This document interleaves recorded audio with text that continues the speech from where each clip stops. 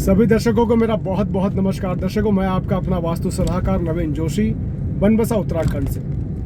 दर्शकों, एक्चुअली मैं एक विजिट से अभी आ रहा हूँ और कुछ वजह से एक्चुअली जब तक मेरे क्लाइंट मुझे परमिशन नहीं देते हैं, मेरे क्लाइंट फ्री नहीं होते हैं इसके लिए कि आप वीडियो बना लें, तो मैं तब तक उनको शूट नहीं करता। एक्चुअली उस जगह पे मैं शूटिंग नहीं करता हूँ, नहीं तो मैं आपको डेफिनेटली विजिट कराता हूँ जगह। तो क्योंकि जब तक मेरे क्लाइंट की कंफर्ट और उनकी परमिशन बहुत ज़रूरी होती है, उसके बाद ही मैं शूट करता हूँ। वजह क्या है मैं आपको बताऊँ। वास्तु अभी भी लोगों की नज़र में ना, वास्तु को अभी भी लोग तंत्र मंत्र समझते हैं। क्लाइंट का कहना था कि आसपास वाले क्या सोचेंगे। अगर पहली बात तो मैं जब बैग लेके गया अपना, एक बैग मेरा होता है वास्तु का, तो वो बैग जब मैं लेके गया जाने लगा गाड़ी पे से, तो वो बोले कि अरे लोग देखेंगे तो क्या बोले। मैंने लोग देखेंगे मतलब क्या होता है? आप किसी तांत्रिक को लेके तो जा नहीं रहे, है ना? आप किसी मंत्र करने वाले को, टोटका करने वाले को जो धागा बांध रहे हो, है ना? मतलब भाई कई चीज़ों से लोग काम करते हैं, टोना टोट के, नींबू बात के काम करते हैं। कई लोग कुछ करवाते हैं, कई लोग कुछ गड़वा देते हैं। आप तो बहुत अच्छा काम कर रहे हो, आप तो अपडेट हो गए हो। मतलब वास्तु करना, जो वास्तु करवा रहे हैं इसका मतलब वो अपडेट हो चुके हैं, क्योंकि वास्तु कंप्लीट साइंटिफिक है। वास्तु साइंस के आधार पे काम करता है, वास्तु का आधार ही साइंस है। क्योंकि पंच तत्वों पे वास्तु का कार्य करता है। अगर पंच तत्वों में कोई तत्व आपका इम्बैलेंस हो जाता है तो उसकी वजह से आपकी ज़िंदगी में कुछ इश्यूज आते हैं। आपकी लाइफ में जो भी घटित होता है वो आपके पंच तत्वों में से कोई एक तत्व जब भी इम्बैलेंस होगा तभी घटित होगा। अब वो पता कैसे चलेगा? अब वो पता चलेगा या तो अब जब हम डॉक्टर के पास जाते हैं तो डॉक्टर हमसे ये पूछता है ना कहाँ पर पेन है या कहाँ पर क्या इशू है। वो पूरी बॉडी को तो चेक करता नहीं है। अगर हम कान के दर्द को लेकर के डॉक्टर के पास जा रहे हैं तो जाहिर सी बात है वो नाक में, आँख में या और जगह आपके कैमरा या लेंस जो भी जिस चीज़ से चेक कर रहे हैं वो वहाँ हथियार अपने नहीं डाल देंगे। तो चेक करने के लिए जो आप बताएंगे वहाँ पर वो मशीन लगा करके उस चीज़ को लगा के चेक करते हैं। तो यही वास्तु वाले करते हैं। वास्तु में या तो आप अपनी बीमारी बताइए, आपके साथ में क्या घटित हो रहा है वो बताइए, आपको आपके घर की चीज़ें बता दी जाएंगी, आपके घर पे कहाँ पर क्या चीज़ें हैं। या आप अपना घर बता दीजिए, आपके बारे में घटित क्या घटनाएं आपके साथ में घटित हो रही होंगी ये आपको बता दिया जाएगा। इतना वास्तु करता है। और वास्तु ये कोई ज्योतिषी का काम नहीं है, कोई तांत्रिक का काम नहीं है ना? इसमें कोई बहुत बड़ी ऐसी नॉलेज नहीं है कि ये बिल्कुल मैं तुम्हारी जो है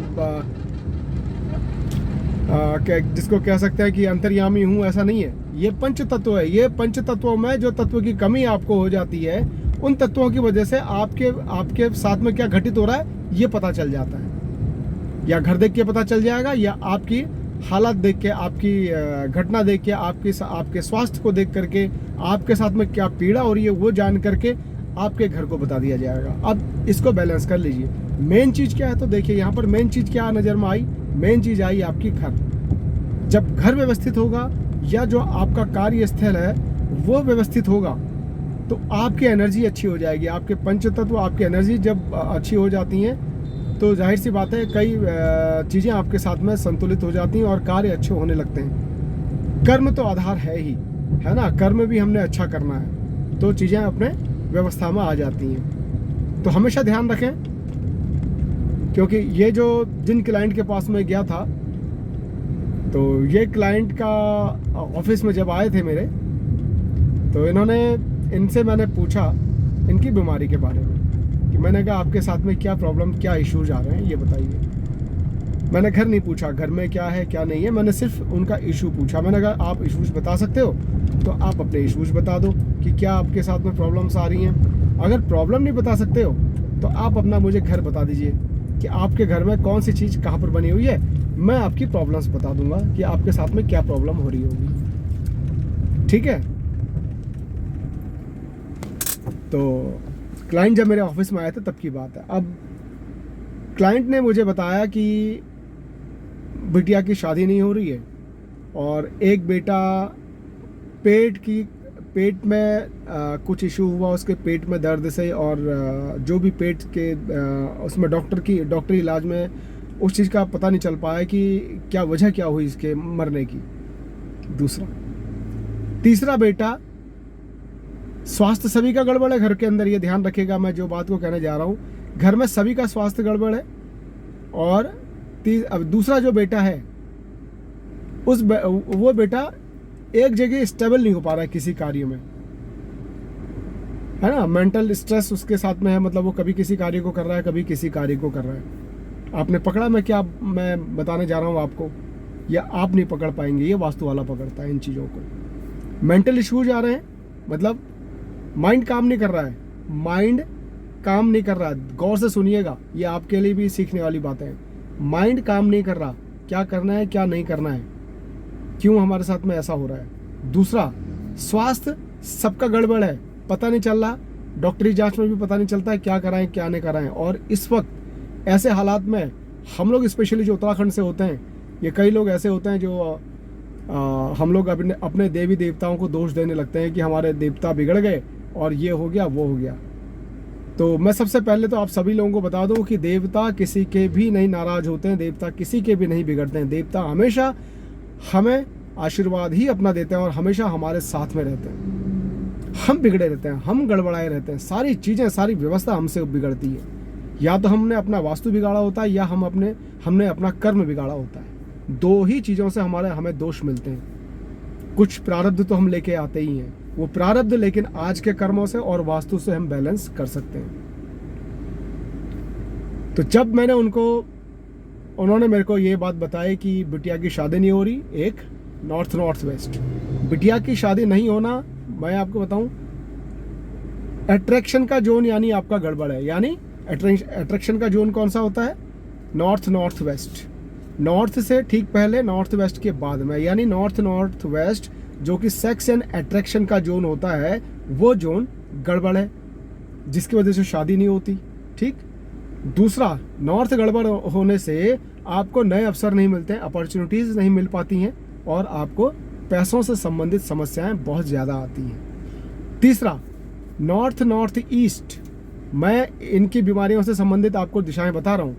नॉर्थ ईस्ट यानी हेल्थ के इशूज आना, हेल्थ एंड इम्यूनिटी की दिशा है, तो हेल्थ के इशूज आ रहे हैं, इम्यूनिटी कमज़ोर है, सभी के घर में सभी को इशूज आ रहे हैं और पता नहीं चल रहा है कि किस वजह से, डॉक्टरी इलाज में पता नहीं चल रहा है कि वजह क्या है। चौथा, नॉर्थ ईस्ट यानी माइंड एंड पावर। तो मेरा इनसे सीधे शब्दों में ये था कि आपके नॉर्थ वेस्ट यानी उत्तर की दिशा में, क्योंकि उनको तो पर्टिकुलर किसी डायरेक्शन के बारे में पता था नहीं, तो मैंने उनको ये पूछा कि आपके नॉर्थ पे, आपके उत्तर दिशा में, आपके नॉर्थ डायरेक्शन में क्या सेप्टिक टैंक है? आपके नॉर्थ डायरेक्शन में क्या कोई बिजली का खंभा लगा हुआ है? आपके नॉर्थ डायरेक्शन में क्या कोई टॉयलेट यानी डिस्पोज का कारक कुछ बन रहा है, टॉयलेट बनी हुई है वहाँ पे? सेप्टिक टैंक, टॉयलेट या किचन या आपकी बिजली का खंभा दरवाजे पे। क्योंकि यहाँ पर जब बिजली आती है, बिजली का खंभा आता है, यहाँ पर ट्रांसफार्मर आ जाए, यहाँ पे इलेक्ट्रिक की कोई चीज़ आ जाए, सपोज आपका किचन यहाँ पे आ गया, तो पैसों से संबंधित, पैसों से आदमी परेशान रहेगा हमेशा, क्योंकि घर में कैश इकट्ठा नहीं हो पाएगा उसके, वो कहीं ना कहीं पेट की समस्याओं से, कहीं ना कहीं इन चीज़ों से जूझ रहा होगा, मेडिकल में पैसा ज़्यादा जाएगा। अब नॉर्थ ईस्ट में और या नॉर्थ वेस्ट में अगर हमारा सेप्टिक टैंक होता है, टॉयलेट बन जाती है, तो सेक्स एंड अट्रैक्शन का, यानी सेक्स और अट्रैक्शन हमारा जब घर में ख़त्म होगा, तो हमारा जाहिर सी बात है कि लोगों का जुड़ाव हमसे ख़त्म होने लगेगा, लोग हमसे कटे से रहेंगे, क्योंकि अट्रैक्शन ख़त्म हो चुका है। शादी, लड़की को देखने आएंगे लड़के वाले, लेकिन लड़की किसी न किसी बात पर वो शादी टूट जाएगी। दूसरा, लड़की का अगर रूम नॉर्थ ईस्ट में होगा तो भी शादी नहीं हो पाती। अगर लड़की नॉर्थ ईस्ट के कमरे में सो रही होगी तो भी शादी लड़की की नहीं हो पाती है। और नॉर्थ पे अगर सेप्टिक टैंक और टॉयलेट बना दिया तो जाहिर सी बात है कि आपको पैसा तो नहीं आ सकता फिलहाल, क्योंकि आपने डिस्पोज यहाँ पे ले आए हैं, आपने सेप्टिक टैंक यहाँ पे ले आए हैं, नॉर्थ ईस्ट में आपने टॉयलेट बना ली, सेप्टिक टैंक बना दी, तो हेल्थ और इम्यूनिटी आपकी कमज़ोर हुई पड़ी है। आपकी हेल्थ से संबंधित आप जितनी दवाइयाँ मर्जी खा लो, आप जब तक उसको क्योर नहीं करेंगे, उसकी उपचार नहीं करेंगे, तब तक आप दवाइयाँ खाते रहेंगे। दवाई खा के भी उपचार आपका हो नहीं पाता है। यही चीज़ इनके साथ में हुई थी। तो मैंने उनको सीधे बोला था, आपके नॉर्थ वेस्ट में या तो टॉयलेट है, सेप्टिक टैंक है, नॉर्थ में भी इस तरह के इश्यूज हैं। जब घर में आज मैं विजिट करके आया तो उन्होंने वीडियो बनाने के लिए थोड़ा सा रिक्वेस्ट की कि प्लीज़ वीडियो मत बनाना, थोड़ा आस पड़ोस वाले। देखिए आज भी ना हम लोगों की सोच बड़ी छोटी है वास्तु को लेके। मैं आप लोगों से खुले दिल से बोल रहा हूँ, आप लोग खुल के वास्तु, अगर नहीं बुलाना किसी को मत बुलाओ, लेकिन खुद जानकारी लो वास्तु की। वास्तु साइंस है, पंच तत्वों पर आधारित है वास्तु कोई काला रिबन, मतलब कोई आपके कलावा बांध के नहीं जा रहा कि आपका ये हो जाएगा, ये बांध लोगे तो ये चमत्कार हो जाएगा, है ना। कोई तंत्र आपका नींबू नहीं लटका दे रहा कि आपको नज़र नहीं लगेगी। भाई साहब, आप अपने पंच तत्वों को बैलेंस कर लो, आपको कुछ करने की जरूरत नहीं, किसी से डरने की जरूरत नहीं है। अपने पंच तत्वों को आप बैलेंस कीजिए, अपने कर्म अच्छा कीजिए और विश्वास कीजिए उस पर। किसी से डरने की जरूरत नहीं है। टोना टोटका इन चीज़ों को छोड़ दीजिए। अगर आप बुरा किसी का कर रहे हैं तो आपके साथ में बुरा 100% होना है, ये सोच के चलिए। फिर आपको वास्तु क्या, आपके कर्म भी नहीं बचा सकते। अगर आपके कर्म गलत हैं तो आपको कोई चीज़ नहीं बचा सकती। ऐसा तो है नहीं कि आपने वास्तु बैलेंस कर लिया और आप किसी का जो है मर्डर करके आ रहे हैं और अपने घर में आके छुप जाएं और पुलिस आपको नहीं पकड़ेगी। तो कर्म गलत होंगे तो सजा तो मिलेगी। कर्म तो अच्छे होने ही चाहिए। वास्तु तो एक सपोर्टिंग है। तो वास्तु से शर्माने की जरूरत नहीं है, वास्तु से घबराने की जरूरत नहीं है। वास्तु वालों को बुलाने से मत शर्माइए। वास्तु वालों को बुलाने में आप लोग अपनी इज्जत समझिए। क्योंकि वास्तु वाला अगर आपके पास आ रहा है, इसका मतलब कि आप अपडेट हो चुके हैं। आपके पास आप साइंस को फॉलो कर रहे हैं, आप पंच तत्वों को फॉलो कर रहे हैं, आप अपने कल्चर को फॉलो कर रहे हैं। आप टोने टोटके से इसका मतलब दूर हो रहे हैं। वास्तु वाला अगर आपके घर के आसपास नजर आ जाए तो समझ लीजिए कि ये बंदा अपडेट हो रहा है। इसका मतलब ये कहीं ना कहीं अब ये इन चीज़ों से छुटकारा पा गया, टोने टोटकों से। अब ये प्रगति का कारक, अब क्योंकि वास्तु प्रगति का कारक है। वास्तु कई चीज़ों से बचाती है आपको। तो मैं क्या बताऊं डिटेल में, तो मैं बहुत ज़्यादा, क्योंकि मेरे पास बहुत ज़्यादा बातें होती हैं और बहुत ज़्यादा, क्योंकि मुझे लगभग 21 साल हो गए हैं वास्तु में, लेकिन मैंने कभी आज तक खुल के कभी ऐसे बात की नहीं है। और मैं थोड़ा सा यूट्यूब पे और वीडियो पे विश्वास कम करता था, लेकिन आज जैसा कल्चर चल रहा है, जैसा देश वैसा भेष, तो थोड़ा बहुत चेंज मुझे करना पड़ा अपनी लाइफ में। यूट्यूब पे और चीज़ें लानी पड़ी, लेकिन मैं फिर भी कोशिश करता हूँ कम करने की, क्योंकि यूट्यूब पे अच्छे से ज़्यादा बुरी चीज़ें आती हैं और उन बुरी चीज़ों में हमारी चीज़ भी शामिल हो जाती है। हम अच्छा भी कर रहे हैं तो भी हम उसमें शामिल हो जाते हैं। तो लोगों का कहना ये होता है कि भाई ये भी कुछ लगता है, ये भी मार्केटिंग में आ गया। तो इस तरह के मैं मार्केटिंग में नहीं आना चाहता। मेरी फीस भी बहुत ज़्यादा नहीं होती है। मैं बस मेरी मन से, मेरा दिल से मैं कार्य करता हूँ। जिसके लिए भी मैं वास्तु करता हूँ, मैं दिल से करता हूँ। मैं ऊपर वाले से एक ही प्रार्थना करता हूँ कि जिसका मैं वास्तु करूँ, जिस वजह से उसने मुझे बुलाया है, बस वो चीज़, उसकी मैटर वो सॉल्व करा देना। मेरे हुनर में वो ताकत दे देना, मेरे हाथों में वो ताकत दे देना, मेरे दिमाग में वो ताकत दे देना, मुझे मेरी बुद्धि में वो ताकत देना कि मैं उस चीज़ को पकड़ पाऊँ और उस चीज़ को मैं उपचार उसका कर सकूँ और वो घर, उनके कर्म अच्छे हो जाएं।